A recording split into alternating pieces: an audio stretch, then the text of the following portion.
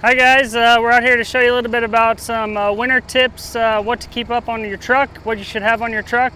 I'm Landon, part of the maintenance department, and this is Jesse. He's a Peterbilt tech, works for us here in Springfield. First thing we want to go over is some diesel treatment for your fuel.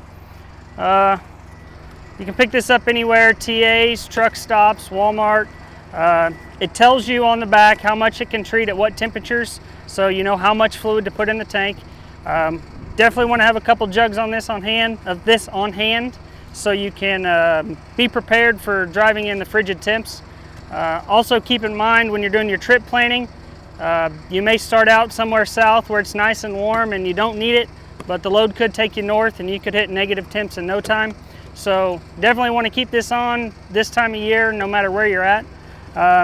Also want to keep on the truck some diesel 911. So this is for emergencies. We don't treat the tank with this, but this is what you're going to use if you do gel up.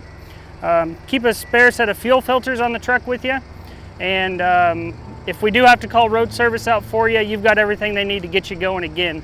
So definitely want to keep those two. And also we've got some air brake antifreeze here. Sometimes you get to a trailer and the brakes don't release.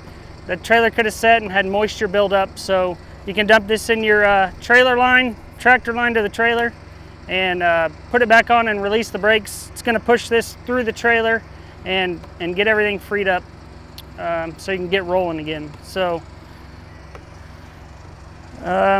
also, if you do gel up and need to know what to do, send in your breakdown macro, call maintenance. At that point, we're going to pick up the phone, answer your message, and we're going to look for road service at that point to come out to you and get you going again. So be patient with us. When it happens somewhere, it's happening everywhere. So I guarantee you're not the only one on the side of the road with gelled up fuel. So we're here, but that's what you got to do to get a hold of us and get going again.